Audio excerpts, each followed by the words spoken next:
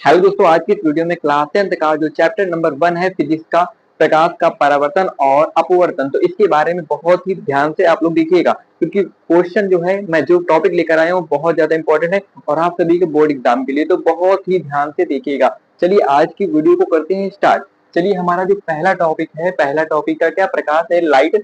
Light क्या होती है? ऐसी ऊर्जा जो हमारी आंखों में दृष्टि संवेदना उत्पन्न करती है, प्रकाश कहलाती है या फिर कहलाता है। यानी कि जब वो प्रकाश होता है, किसी वस्तु में पड़ता है, तो वो वस्तु हमें हमारी आंखों से दिखाई देती है। तो भाई ये नहीं आपको कहना है कि हम किसी वस्तु को मतलब प्रकाश को अपनी आंखों के पास ले जाएं तो वो वस्तु हमें दिखाई देगी, तो इस तरीके से आपको कोई वस्तु दिखाई नहीं देगी।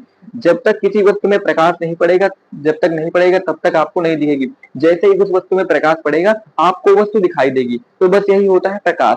अब बात करते हैं प्रकाश का परावर्तन। प्रकाश के चिकने या पॉलिशदार तल से टकराकर लौटने की प्रक्रिया को प्रकाश का परावर्तन कहते हैं। यानी कि किसी पॉलिशदार तल से अगर आप प्रकाश, जैसे मानो पॉलिश तल है और इस पर आप एक टॉर्च लगाते हो, तो आप अगर टॉर्च लगाओगे तो पॉलिश अगर तल है, दर्पण है, अगर शीशा कुछ भी है, तो आप देखोगे उससे आपका जो प्रकाश है वापस लौटेगा। मतलब यहाँ से प्रकाश गया और यहाँ से प्रकाश लौटेगा, तो ये प्रक्रिया जरूर होगी। यानी आप प्रकाश से चिकने तल पर मारोगे तो वो आपका लौट कर प्रकाश आएगा, तो उसे ही कहते हैं प्रकाश का परावर्तन।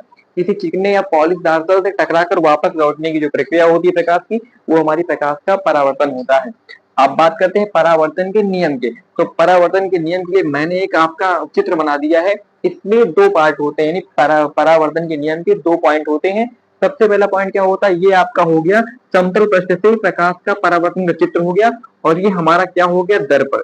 ये हमारा जो बना हुआ ये जो है, ये हमारा दर्पण है, और ये हमारी आपतित किरण इसमें आ रही है। आपतित किरण जो किरण है ना, ये हमारी आपतित किरण है, और जो ये किरण जा रही है ये परावर्तित किरण है, और जो हमारा बीच में बना हुआ है ये हमारा अभिलंब है। अभिलंब इसको कहते हैं। और देखो, आपतित किरण और अभिलंब के बीच में जो कोण बनता है वो आपतन कोण होता है, और जो अभिलंब और परावर्तित किरण के बीच में कोण बनता है वो परावर्तन कोण होता है। तो पहला पॉइंट क्या होगा कि आपतित किरण, परावर्तित किरण और आपतन बिंदु पर बना अभिलंब, तीनों एक ही तल पर होते। एक तल में है कि नहीं, देखो एक ये तल हो गया, इसमें आपकी आपतित किरण भी है, परावर्तित किरण भी है, और इसी पर एक अभिलंब भी है, तो तीनों एक ही तल में स्थित है कि नहीं स्थित है। तो ये आपका पहला पॉइंट हो गया।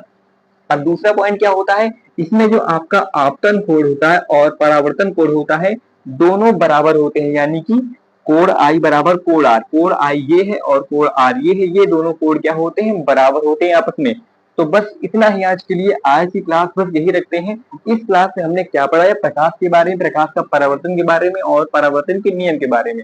तो प्रकाश तो आप समझ गए कि मतलब कोई वस्तु होगी उस पर प्रकाश पड़ेगा तब वो वस्तु हमें दिखाई देगी, उसी को हम प्रकाश कहते हैं। ठीक है, तो चलिए दोस्तों, आई होप आप लोग को क्लास समझ में आई होगी। तो वीडियो को लाइक, चैनल को सब्सक्राइब करिएगा। और एक खास बात और कि मैं, और आपको पहले मैंने बताया नहीं कि मैं सोमवार मंगलवार क्लास 10th की वीडियोस लाऊंगा मैथ की, और बुधवार गुरुवार क्लास 12th मैथ, और उसके बाद जो ये बचे हुए दिन है शुक्रवार, इसमें मैं साइंस, और शनिवार को हिंदी की क्लास लाऊंगा, और इतवार को पूरी तरीके से क्लोज रहेगा। ठीक है, तो बस मिलते हैं नेक्स्ट वीडियो में। जय हिंद।